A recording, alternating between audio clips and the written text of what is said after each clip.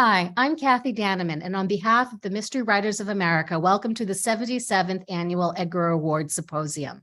Tonight's discussion is with the winners of our special awards. Our moderator tonight is Oline Cogdill, and our bookseller is Mystery Inc. in Huntington Beach, California. You can learn more about the Edgar Awards by following us on social media using the Edgar's 2023 hashtag, or by visiting the websites mysterywriters.org and edgarawards.com. The Edgar Awards will be live streamed on our YouTube channel on April 27th. During tonight's discussion, I will be posting links to our panelists' books in the chat. Please feel free to submit questions in the Q&A box throughout the conversation, and we will get to them at the end of the hour. And now I'd like to introduce our moderator. Oline Cogdill reviews mystery fiction for the Sun Sentinel and Fort Lauderdale Tribune Publishing Wire, Publishers Weekly, and Shelf Awareness. She's been honored with the Raven Award from the Mystery Writers of America. Oline continues to be a judge in the Los Angeles Times Book Prize in the mystery thriller category. She is also has an essay on reviewing in the Anthony, Agatha, and Barry award-winning book, How to Write a Mystery, co-edited by Lee Child and Laurie R. King. Thank you, Oline. Thank you. And I'm so honored to do this interview. I've been doing it for several years, and I just so appreciate it, and I just love doing it. So, Joanne, we're going to start with you. Grandmaster Joanne Fluke is the author of the popular series about Hannah Swenson, who runs a bakery and solves murders in Eden Lake, Minnesota. Now, the Hannah Swenson series began in 2001 with the chocolate chip cookie murder. And the 29th Hannah Swenson novel, The Pink Lemonade Cake Murder, is scheduled to be published in July. And ever since I got this arc a couple days ago, all I want is a piece of this cake. It's good. I'm sure it is. I mean, recipes are there. Joanne, I'd like to start these interviews often with going back to the beginnings of an author's writing career. Now, before you began writing novels, you wrote screenplays with your husband for TV series such as Fantasy Island and Heart to Heart. Turning to novels, you published in a variety of genres: Regency, romance, young adult, horror, adult thrillers, under various pseudonyms. Now, those novels did very well, and most of them are still in print. So what led you to Hannah Swenson and your baking mysteries? I like to bake. Congratulations on being a grandmaster. Oh, thank you so much. I like to bake, and I had 27 boxes of recipes in the corner of my kitchen. And I thought, I wonder if I can use these. So I asked my editor, you say cozy mysteries. What are cozies? He said, well, leave out the blood and the guts and do something else. And I said, oh, good, because I didn't like writing the scary stuff. I used to wake up with nightmares. I still do wake up with nightmares, but now it's Hannah Swenson runs out of chocolate chips. That could be a tragedy. Yes, it could very well be, knowing Hannah Swenson, the baker. Well, how did you shape her? Did you base her on any one particular person, or? I based her on several of my very favorite friends. And I thought, what if I could roll them all into one, and I would have the perfect best friend who would bake things for me and support me all the way and be part of my family. So that's how Hannah was born. I think readers really gravitate to her. And, she seems like she would be such a great person to be friends with, that you'd love to have her over for dinner. Maybe she could bring dessert. Maybe she'd bring the whole dinner. No, right. Well, that's true. That's true.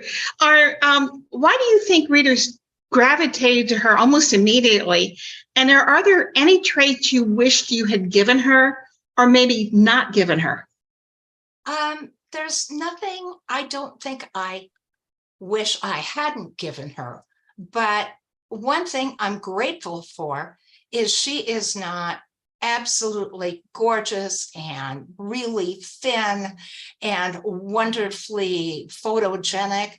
I mean, Hannah Swenson is Hannah Swenson. She's conflicted like most of us, and she's human. And that's what I like about her. Like she's just normal. I mean, none of us are beautiful all the time. Some of us look okay. Some of us have mornings that we wish we didn't have mirrors around. And I also like the fact that you just mentioned she's not so skinny. She's very normal. And yet, she does have a couple boyfriends because I think they really gravitate to her as the readers do. She's nice and warm, and she's cozy to be around. I mean, it is a cozy mystery, but she's nice to be around. And I think that everyone gravitates toward people that are fun and nice to be around. Absolutely. I think so too. When it comes to Hannah Swensen novels, what are you most proud of? Oh, gosh, that's a hard question. Let's see. What am I most proud of? Well, I love the fact there's another Hannah Swensen movie. I'm very excited about that. I think I'm most proud of the fact that I could actually give up a job I didn't like a whole lot and just concentrate on writing. I'm proud that I can be a writer and I don't have to do a job I don't really like that much. That's it, I think. Okay. Now, as you just mentioned the movie, I mean, I think she's made a terrific transition to film in the Murder, She Bakes series. And Hannah's portrayed by Alison Sweeney, who I think really does a nice job. Oh, she's very good. Oh, yeah. And I really picture her as Hannah. Tell us about your involvement and your thoughts about Murder, She Bakes. Okay, I don't have that much to do with the movies. I really don't. They keep saying, would you like to come up and would you like to sit in the quickie jar when we're filming? And, you can do a Hitchcock or something like that. I can just be there.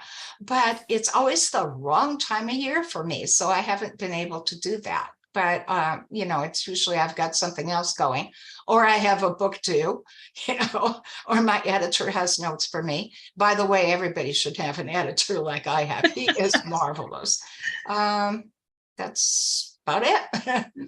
Do you ever send pastries, cookies to the staff, yes. to the set? Yes, I do. Every once in a while, I will do that.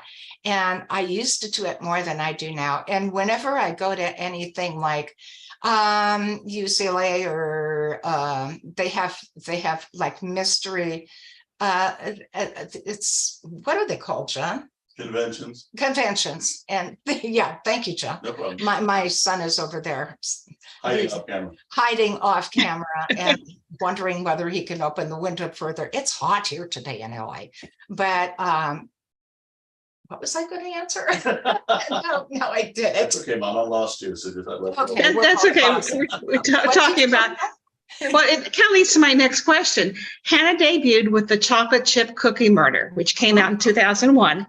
And it featured what has become, I think, one of your favorite recipes among readers and possibly yourself, and that's the chocolate chip crunch cookie. Right. Now, I understand it started as an accident. You didn't have oats, so you had cornflakes. Yes. And it became a book tradition because you would bake the cookies and bring them to your book signings. Yes, and as I understand, I do that. You baked more than 600,000 cookies, right? I did. I am tired just saying it or thinking about it. Yes. Why would you start that? That is so ambitious. Well, I like to bake, and so it's relaxing for me. And it's so like little kids will come up at conventions and book signings and they'll say, "Oh, can I have a cookie?" And I will always say, of course, and I usually have a cookie jar and I usually have them in little envelopes now ever since COVID, so that people don't reach in the cookie jar, and I'll give them a cookie. And sometimes they'll bring mom or dad back and mom or dad will have a cookie and then they'll buy a book. And that's what I'm in business for, to sell the books. That's right. Have a cookie, buy a book. Yeah, exactly right. Now, mystery fiction, crime fiction, whatever you want to call it, it has a wide range of stories. what do amateur sleuths and cozies offer the genre and readers that others may not? I think they're kinder and they're gentler. Then again, I would like Hannah to meet Harry Bosch, to tell you the truth. Hey, Michael. No, I mean, that would be fun. I'd like to see that too. Of each other, you know, just something in my head, right? But no, it's kinder, it's gentler, it's more. For me, it's like going back home. I was raised in a town of 210, and my friend and I went through town one day and counted the people, because it was a very small town. You could count the people. Oh, 5 people live here. Oh, this is the Schmitz. 4 people live here. And we did that, and we realized the sign outside was wrong. And so we went to my dad, who was mayor at the time. We said, the sign's wrong, Dad. There aren't 210 people. There's only 200. And he said, oh, it's okay, girls. We counted the dogs and the cats. We went, oh, all right. That's all right then. I know that readers often wonder if authors who write about crafts or food are themselves expert. And you just mentioned that you are a baker, and I believe you also have a family history of bakers, Yes. Going back to your grandmother. Can you tell us a little bit about her? Oh, Grandma came over on the ship from Germany when she was 9 years old, and she had a job. A family up in northern Minnesota had hired her. You had to sponsor young children, and they sponsored her. And Gammy was, we called her Gammy, the pie girl. She made pie crusts. They sent her to school during the day because all the children had to go to school. And then when she came home, she did her homework for an hour, and then she made pie crusts. So she was called the pie girl. And that was her job. We are out of time. We're going to now go to Michael Connelly. Joanne, thank you for joining us. Congratulations on being the Grand Master. I look forward to seeing you again. Oh, thank you. And now we have Michael. Right, there you are. First of all, Michael, congratulations on being named a Grand Master. Grandmaster Michael Connelly has become one of crime fiction's most respected and popular authors since The Black Echo came out in 1992. Since then, Michael has written 24 novels about LAPD Detective Harry Bosch, who's now retired. His novel Resurrection Walk comes out in November, and that's going to feature Lincoln lawyer Mickey Haller. Altogether, Michael has written 38 crime fiction and 1 nonfiction. Now, Michael, you naturally had no idea what an icon of crime fiction Harry Bosch would become when you began this series with Black Echo. What are your responsibilities that you feel you have to Harry and also to your readers? Well, I think they're probably one and the same, and that's that you got to try to raise the bar each time. I mean, Harry's not been in all my books, and sometimes I don't write about him because I'm thinking about how to do that, how to be better each time out. Never mail it in, and try not to. I mean, it's kind of one of the hazards of when you're as lucky as I've been to have a long career and get to write about the same character over and over. You have to, treat it as something sacred and not, recover the same turf if you can. It can be kind of hard. And so people often ask me, like, oh, you've been doing this for a long time. Does it get easier? And yes, some stuff gets easier, but the part about wanting to raise the bar, whether it's your bar or the bar of the genre or whatever, each time out, that's the part that gets, I think, harder as you go. Any characteristics that you wish you'd given Harry, or any regrets as far as character or plots? I mean, in addition to aging in real time and becoming a father, how else has Harry changed through the series? Well, I think you hit on it, but I mean, the one regret is I wish I'd started him younger. In the very first book, he's 42, and then I age him in real time. So, you never know what's going to happen, that a character could be around that long. So I never planned on that. But maybe if I'd started him at 32, I'd have more time with him.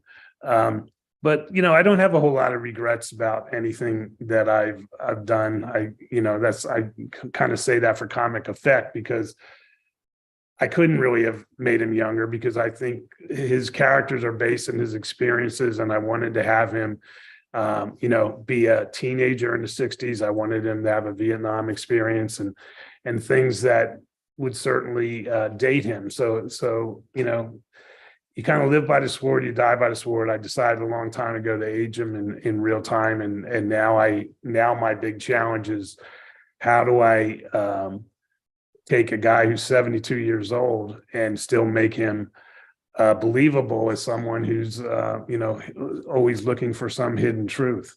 To me, that's the biggest challenge of what I got now. And I know I'm rambling, but the short answer is I don't look back at anything really with any kind of sense of regret. I think aging him in real life was quite ambitious, and I think it's really worked for you, though. Well, I was a journalist for a long time. As you know, we had desks next to each other way back in the day. And it was a journalistic choice. I knew that, hey, if I got lucky and I could come back to this character, I could use him, almost in a sociological study of a changing environment, a changing city, against a character who is changing and aging. And it's not the right choice. Every writer makes their own choice in this situation, and I think it suited me best and suited Harry Bosch best. Absolutely. Now, Harry is LA, and LA is Harry. All your novels are very connected to LA, and your LA is very different from that of Robert Cray, of Walter Mosley, James Ellery, Denise Hamilton, or Jordan Harper, who's a new author writing about LA. Tell us about what your vision of LA is, and also Harry's vision. I think they're pretty much the same, and I think I have a journalist's cynicism, a hopeful cynic. I think Harry Bosch is a hopeful cynic. I mean, this is a amazingly beautiful place, but it never can reach the brass ring. It always falls short. And whether that's issues with society or issues with nature, we have them all out here. But we persevere, and I think we live on a lot of hope that it will be a better day, and next day, and and I think that's what kind of keeps Harry Bosch going. And his feeling that he's hopefully in some way contributing to making it a better day. And I think that's really a kind of like a journalist's creed as well. Oh, yeah, absolutely. Do you have a habit or a routine before you start a book? Not anymore. I mean, I was, as you know, when you're a journalist, they don't have things like writer's block, You got to write, if you're going to be a writer, you got to write. And I've just always kind of adapted that. I was superstitious back when I first got published, because there's something mystical about getting published. And, I've been thinking a lot about that now, since I'm getting this Grand Master thing, that, you just you can't believe you got published, basically. You can have confidence in yourself as a writer and so forth, but when it happens, it's pretty amazing. And so I fell into this trap kind of like, okay, I gotta recreate everything that worked on that first book. And so like I would write in the same spot and with the same lamp and so forth. And then when I moved, I'd take that lamp with me, that kind of stuff. But that didn't last that long. And pretty soon you just really know that you got to just put your head down somewhere, keep your head down and write the story that you feel inside. I think your novels have made, in my opinion, one of the truest transitions to film. Bosch Legacy, Lincoln Lawyer, they've each kept the spirit of your novels. And now I understand there's going to be a series about Harry Bosch's former partner, Detective Jerry Edgar. And Jamie Hector is coming back into that, and it's going to be set in Miami, I believe. And Yeah. I understand there's being considered a series about Renee Ballard. Why do you think your novels have made that transition when others have not? Who knows? There's luck, maybe. No, I think like not just Hollywood, but in anything you do, it's very important who you surround yourself with, and people that have a long range plan, people who consider your work worthy. I've had good experiences in the last 10 years in Hollywood. Before that, not so much, and it was more of a situation where people. That line from a famous movie, "I love your book, I can't wait to read it." They were interested in, the IP of it, and then they'd go tell their own story. And then that's where things went sideways. And I think with the first show, Bosch, I waited a long time, but when I got people that really treasured the character and wanted to accurately transfer that to film and video, I was in the right hands. And so a lot of that is luck, but a lot of it was waiting and being able to let things go by till you found the right people. Absolutely. Will we see any more Michael Connelly cameos in these series? I haven't been in one in a while, so who knows? Maybe I've worn out my welcome in that. I don't think so. Your next novel, Resurrection Walk, features Mickey Haller, who is the Lincoln lawyer. He also became a very popular character. And why do you think he resonated with readers?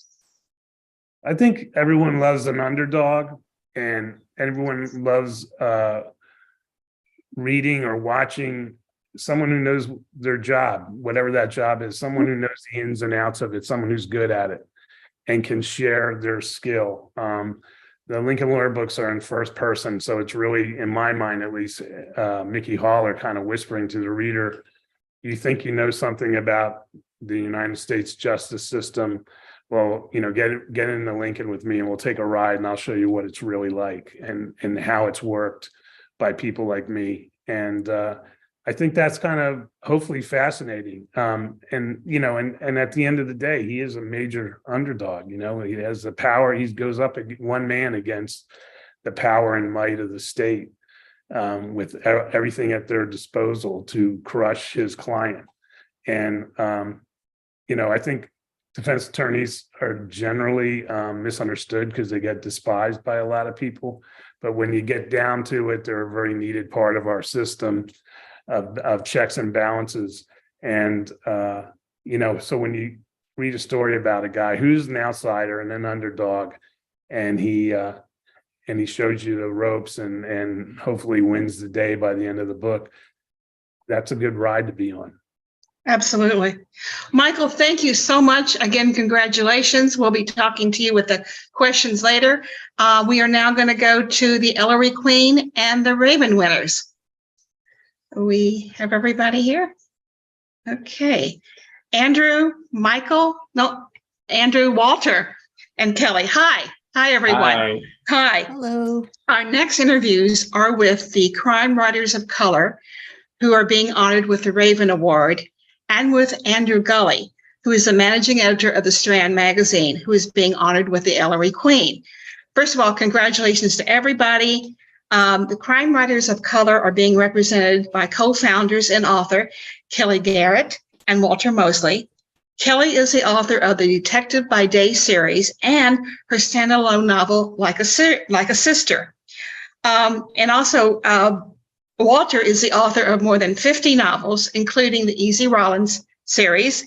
His latest novel is Every Man a King, which continues his series about P.I. Joe King Oliver, who is a former New York cop, and he was introduced in 2018, Down the River Unto the Sea.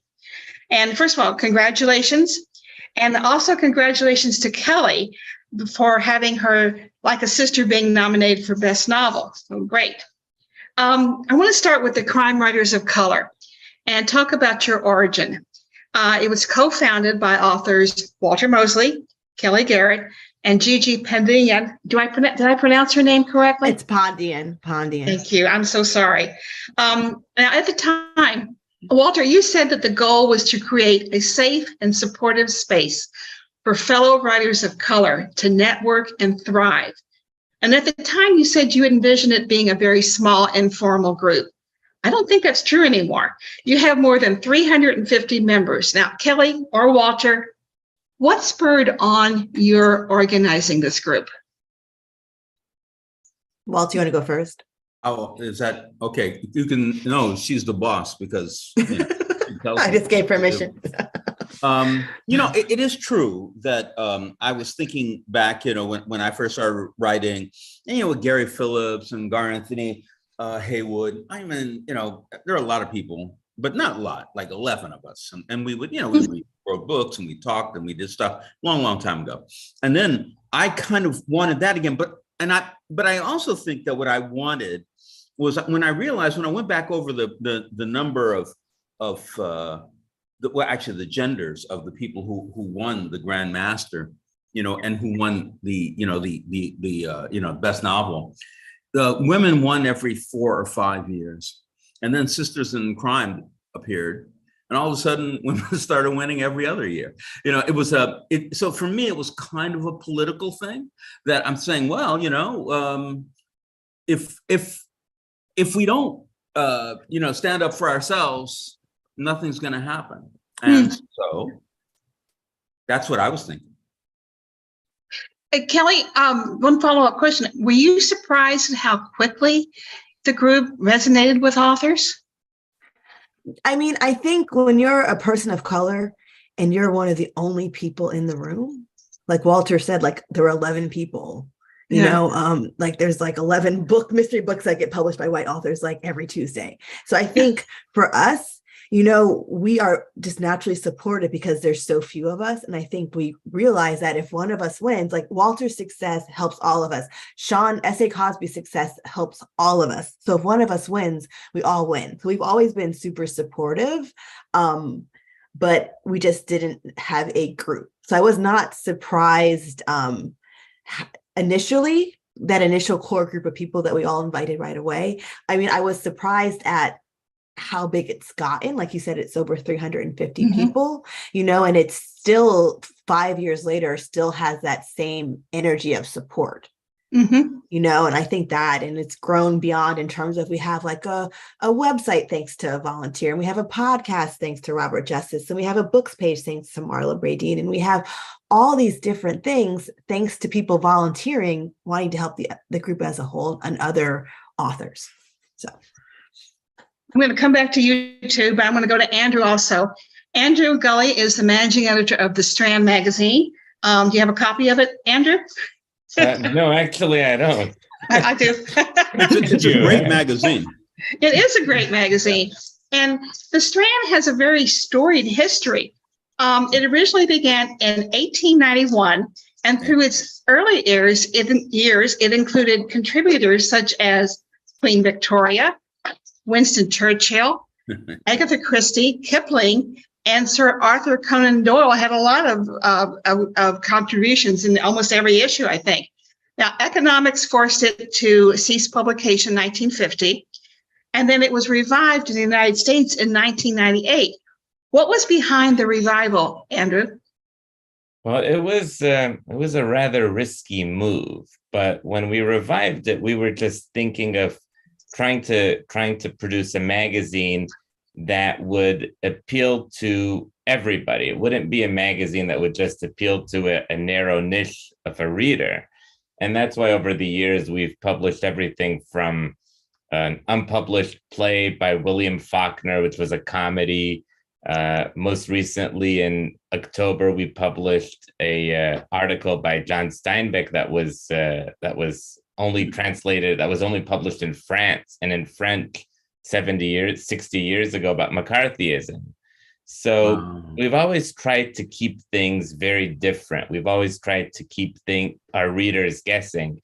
And, it may not be the most the most up-to-date business idea of just trying to just have a shotgun approach and see where your readers go and see the interest that you'll get. But so far in the past 25 years, it's worked.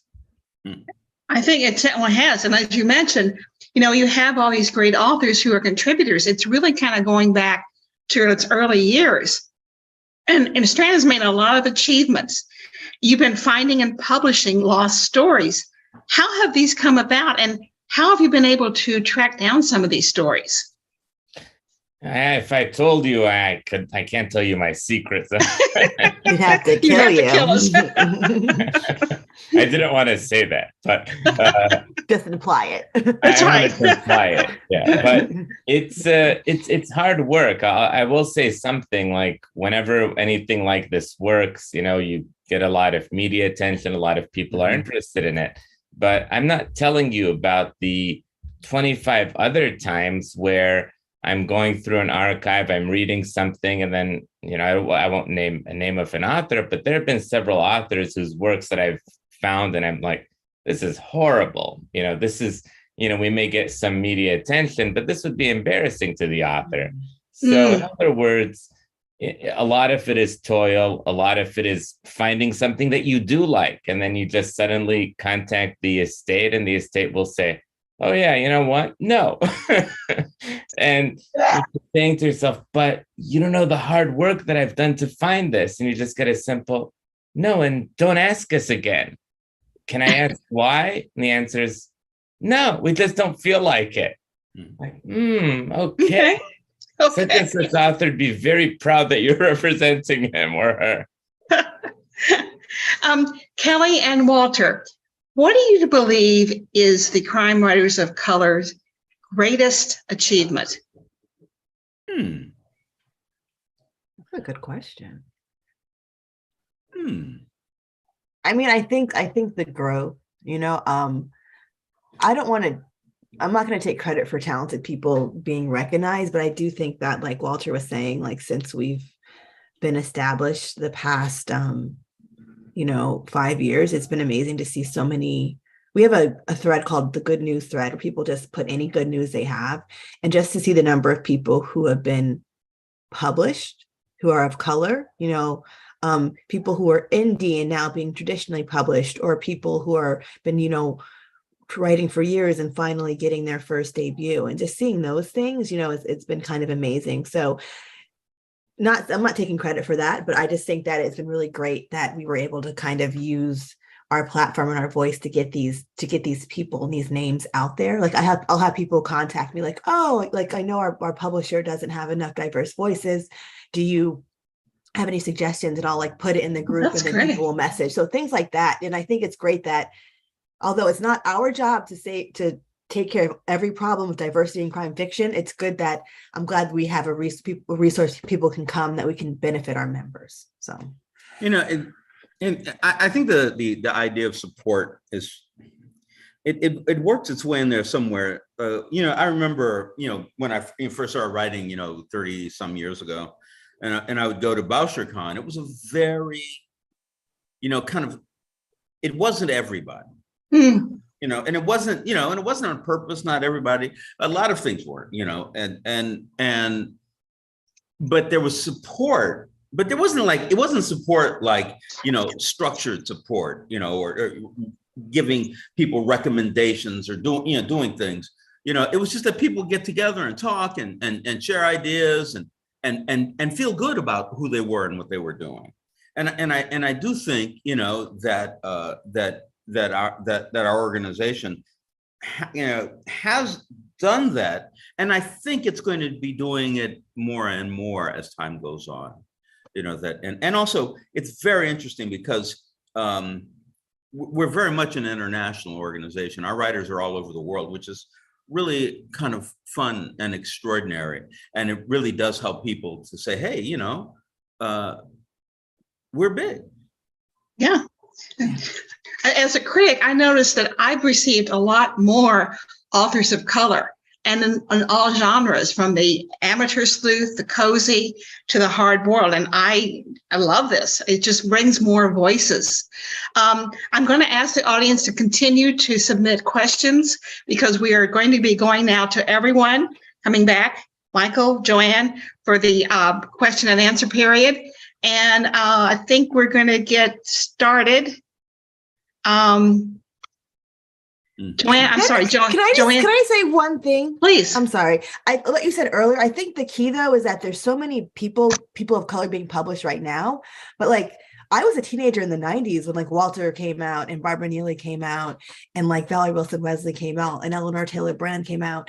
And by like the time I went to college and I was out of college, like Walter was like one of the few people who are still published. So as excited as I am for all this diversity, I don't want it to be a trend. It has to be status quo. And I think that's the next big thing is my Alexis is going off, is just making sure that we are not only getting published, but that we stay published. But you're not so we can't have more grandmasters. Killing people, right? Like, yeah, I am. It's Walter's fault. That's the reason. Like I say, well, listen, I'm going to shoot that one. And a lot of we're still published, but it is true that we have to support each other in that way also, to make sure that we stay around.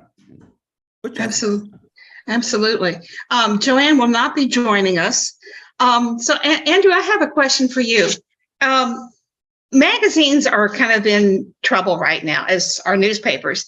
How do you manage to stay relevant when magazines are struggling? That's a good question. The interesting thing is about 12 years ago, we started a program where we would welcome interns to the Strand. And I remember, we would have interview questions and I would say, like, what do you enjoy reading? And they all would say, we love our tablet. Our tablet is indispensable. And we like being in your magazine, but we kind of feel that magazines will go extinct, but we want to see what the experience is like. And over the past 3 years, I've been asking this question of all the new interns. And I would say about 85% of them are just strictly print people. And what we've seen is kind of a renaissance of magazines. I think our type of magazine and some of the other niche magazines like Ellery Queen and Alfred Hitchcock, which are great magazines as well, where magazines today are the new vinyl. The same people who are buying records are the same people who are buying magazines. And that's something that's very, very gratifying, because over the years, you always hear about, oh, magazines, this is part of an extinct species, but we've not felt that. Well, I mean, vinyl's coming back. So that's great. Michael, whether you're writing about Bosch or Mickey Haller or a newspaper reporter like Jack McAvoy, your novels are also always very much about the times and very much about in the moment. How do current events inspire you? Oh, I just feel that I keep kind of repeating myself, but it's the journalist in me. I came into this world of fiction from the nonfiction world, and just wanted to take a lot of it with me. So, like anybody, all the writers on this, we observe and report. It's just under the cloak of fiction, but fiction gives you a lot of opportunity and freedom to, go behind the eyes of someone, like I could never do as a reporter, say what someone's thinking and how they're accepting and assimilating what's going on around them. And it's, I write very contemporary novels. I don't know what I'm going to write next year, because the world's going to be different. LA is going to be different. And I'll wait for some kind of inspiration of what's going on in the world and see which one of my characters I think I can explore that best with. It's really cool. We're getting a lot of love from the people who are in the audience, and I want more questions from them. Kellye and Walter, what do you think is going to be the future of crime writers of color? We don't agree sometimes on that. That's okay. I right now we're very much an informal group. I'm basically just the listserv. So I do think I want to expand it. I want to, get more YA. We do have international, but more international people. Walter and I have discussed things like trying to, possibly do a conference, a writers conference or something like that. So, just that'd be interesting. Trying to just figure out how to tastefully expand so we're still supporting our members. That's my opinion. Walter, what do you think? Well, I think it's the thing that you said before. It's opening a door. Who knows who these people are going to be going through this door? We don't necessarily have to like everybody. We don't necessarily have to understand everybody. We don't have to love everybody, but we have to make sure that we're supporting a part of America and really of the world that has been silenced by culture. And, there was a very long time. Listen, I read like Nero Wolfe. I love Archie Goodwin. You know what I mean?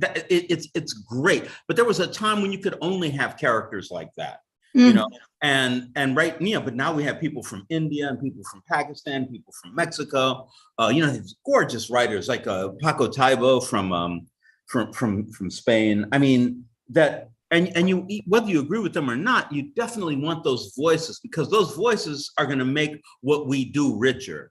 And I think that's one of the things that we have to offer. Michael, I have an off-the-wall question for you.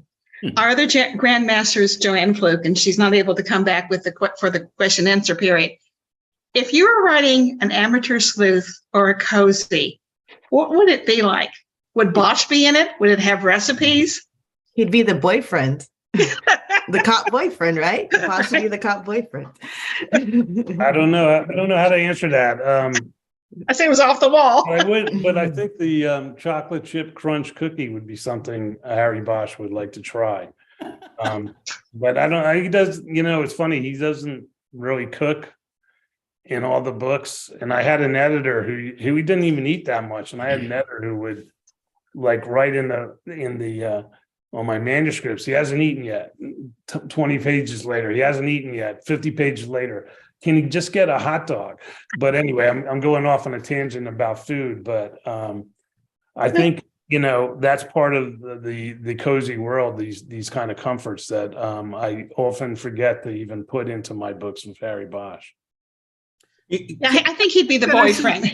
Can I say something about that? I mean, it's interesting because the genres aren't really exclusive. I mean, they kind of wanted to be in the beginning, and they said, well, in order to do this, you have to do this and this.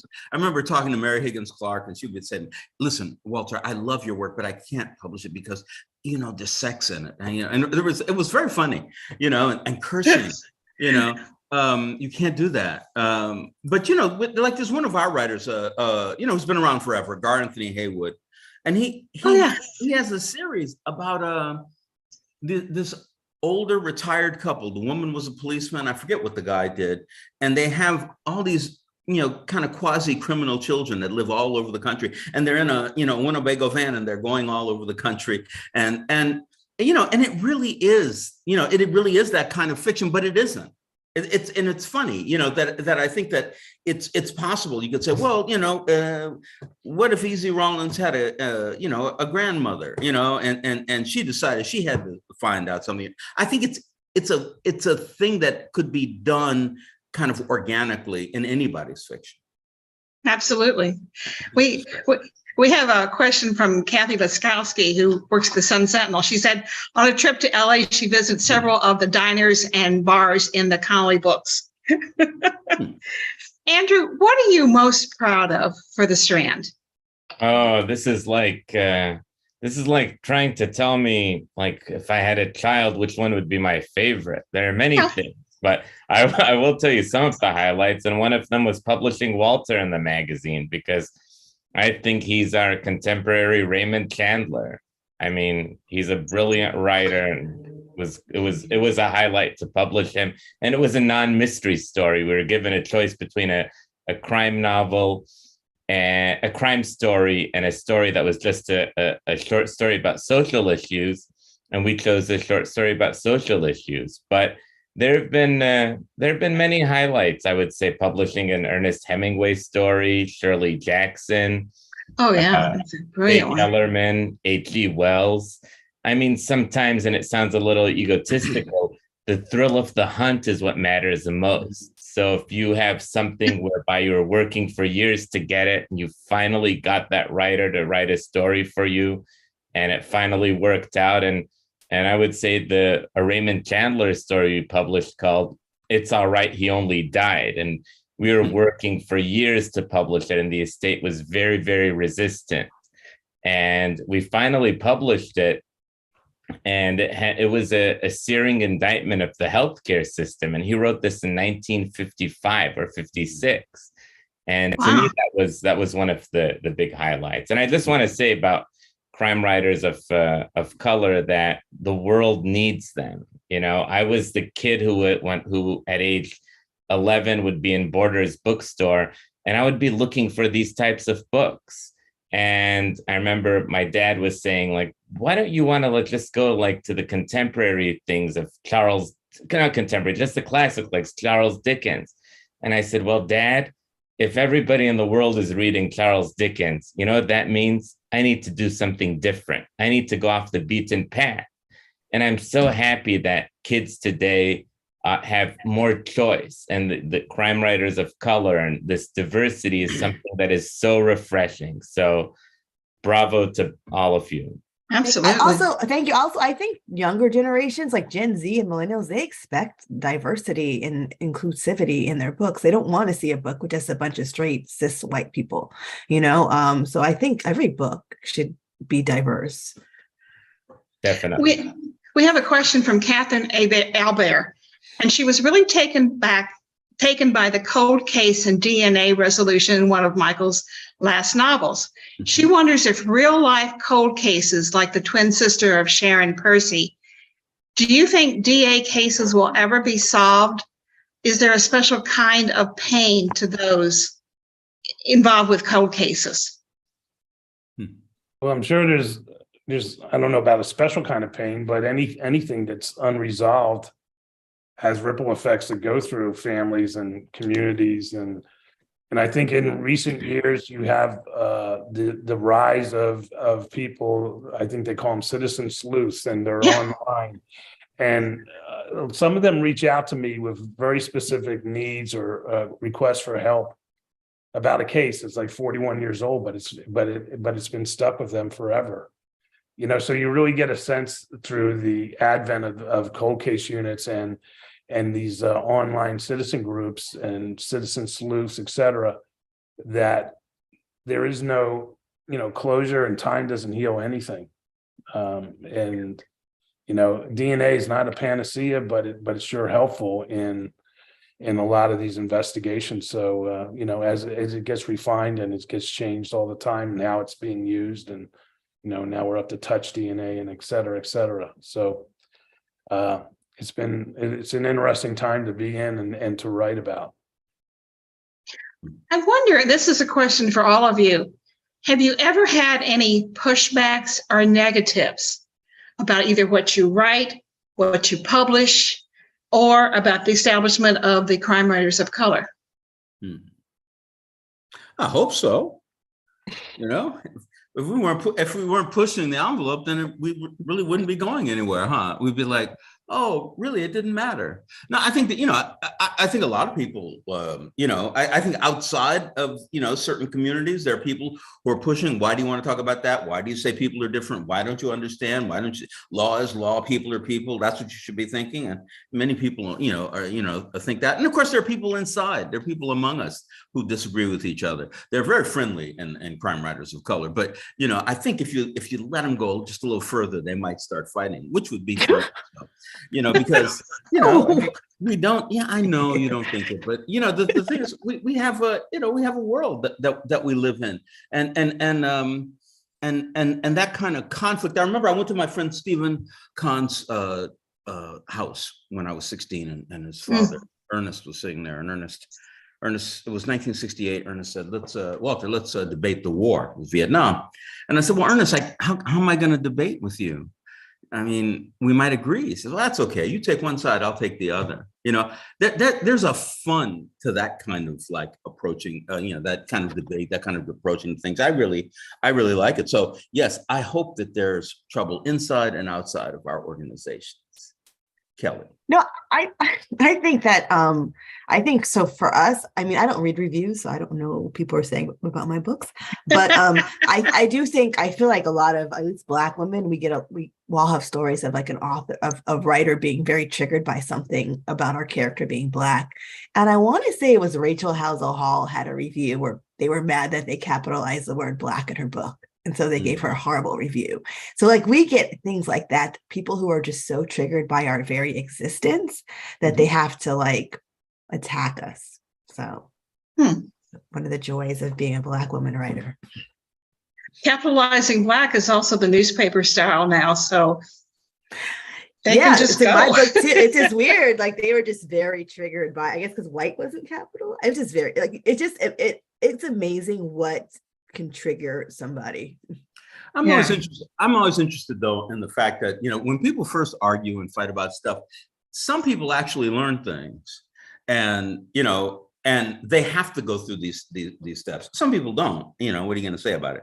But the idea, I never mind like arguing with people and I won't name any names, but there are people like, just in the mystery world who like, I have these wonderful arguments with, and it's like, we don't think the same at all, but it's okay. And I think in ways it's possible. I think that one of the things that we're doing is we're opening things. We're not causing things to be worse. We're causing them to be better.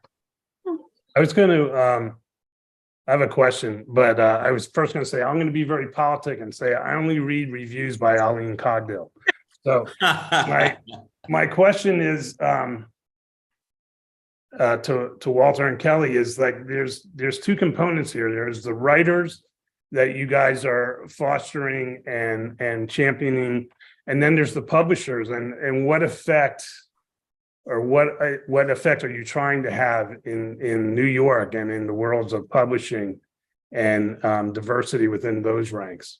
Well, I have the publishing program at City College up in Harlem, and I started it. I don't know, 28 years ago, because one of the big things is who's doing the publishing, who's doing the editing, who's doing the publishing, who's doing the merchandising, who's doing the publicity, all of that stuff. And what they do at the publishing program at CCNY is just that. They get people from publishing to teach in the program, and then they bring those people into publishing. And it's great because those people, not only do they get jobs, but they know each other, and so when they have problems, they can share how they feel. That's I'm not sure. I with Crime Writers of Color itself, I'm less sure of that, though. I know we do some things with publish. I mean, I think it's just a matter of, like I said, getting us published. Like I will give a good example. When George Floyd died in 2020, when I tell you they were throwing money at Black writers of color, they're like, take this advance, and they were big advances for us, and I think the thing though, again, it's the same thing where it's not just getting the big advance enough that they want to market you, but also having them market you and being truly committed versus just pretending like they are because a man was tortured to death. Right. So I think that's the key. And I know for me in particular, I sold my book in summer of 2020, and I had like at least 5 publishers who wanted to publish me, but I was like, you know what, I'm not just going to go for the most money. I'm going to go for who has a track record of actually already publishing people of color. And that's one of the reasons I went with Mulholland, because they published Walter, they published Attica, and they already have this track record where it's not just them trying to jump on a trend because now people care about Black people. You know what I'm saying? So not only. Yes. Because you can't escape that. But I'm really, that's one thing. That's about writers. But I think that Michael's question is about the rest of publishing, because the power in publishing isn't in writers' hands. Right, but that's the one's giving them publishing us, right, and deciding who publishes us. Yeah, but they don't. Most people you talk to in publishing don't. They say, well, you don't need a Black editor, or you don't need, an Indian editor. There has been very little movement there because there's very little government money that's put into publishing. And so they don't have to hire people of color. And so I think it's a really important thing to worry about, who's actually working the machine, who's behind the curtain, also. I'm not disagreeing with what you said. I just think that it is important who's publishing. Yeah. And I think if you're talking about publishing being more diverse, like I think it's gone on record that people who make $30,000-$40,000 in New York City who can live are usually like rich people, like who have like their parents subsidizing them. So it's hard to break into publishing and be able to actually live. That's not true about the publishing. So. This is another argument because that's okay, let's go. Let's do it. No. I'm ready. Won't do it. Well, we're about almost out of time, but first of all, join us tomorrow at 8 p.m. for a conversation with the nominees for the Best Paperback Original. And there is the link is being published here on the chat. And you can also learn more about the Edgar Awards by following us on social media using hashtag Edgars 2023, or by visiting the website, which is mysterywriters.org and the edgarawards.com. Until Kathy puts me off, I have one more question. What next for each of you? And Andrew, let's start with you. What next? I have a surprise in store. And okay. It'll be a never before published story of noir. And I just want to say quickly about the whole thing of controversy. I remember when we first started out, in the second issue of the magazine, we had a contribution by the grandson of Agatha Christie, and it was about Agatha Christie in the Orient. And one of the lines that he had was that his grandmother would be horrified by seeing Iraq bombed by British and American pilots because she was a woman of peace. Mm. And we were looking at that and we said, this is kind of a loaded issue. It's kind of a tough time. But we just said, you know what? What the heck? We're just going to go with it. And we ended up getting a lot of people who are very, very, very angry. Mm. And the interesting thing about all this anger, though, is people rarely approach this anger in public. And it's mostly in people hiding behind the computer. And I would like people to just, if they had a disagreement or if they wanted to throw an insult, to just do it looking the other person in the eye. And they'd be too afraid. People rarely do that. Yeah, too afraid. They're cowards. Some people aren't. Michael, you have Resurrection Walk coming out in November, right? Yep. So what's next for me is finishing that book. Shut up. You haven't finished it yet? I'll finish it in about a month. Okay. So that's where I got my head down and I'm working on that. And then you've got we're gonna talk about that when I see you. And you've got the Lincoln Lawyer TV series coming out, right? Yeah, we've wrapped second season of that. That's great. That's great. Yeah. Kellye, what's next for you? Personally? Yes. Yeah, sure. I am working on edits on my next book. It's called Missing White Woman. And it's about a Black woman who comes to New York City area for a romantic getaway. And she comes downstairs one day and her boyfriend's gone.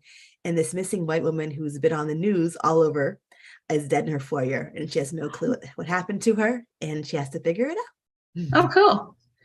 And Walter, your book just came out, but what next? You have to be like a shark, right? Yeah, I'm finishing a new Easy Rawlins novel at the moment. I want to do Archibald Lawless, Anarchist at Large. I want to do the next Joe King Oliver, and there's some. I'm trying to keep up with Michael and TV things. I'm not keeping up yet, but I'm working at it. No fault. Anyone else have something else they want to add? Because we have just a couple minutes left, and this has been a great conversation. And I'm so thrilled for all of you being honored by MWA. I just want to add that you're a great moderator. You are absolutely, and a big applause to you. Oh, well, thank you. I appreciate that. And it looks like we are almost done. We got seconds to go. Good night, everyone. Thank you all. Bye. Congratulations. I'll see you all in New York, and we're about ready to be kicked off. So have a good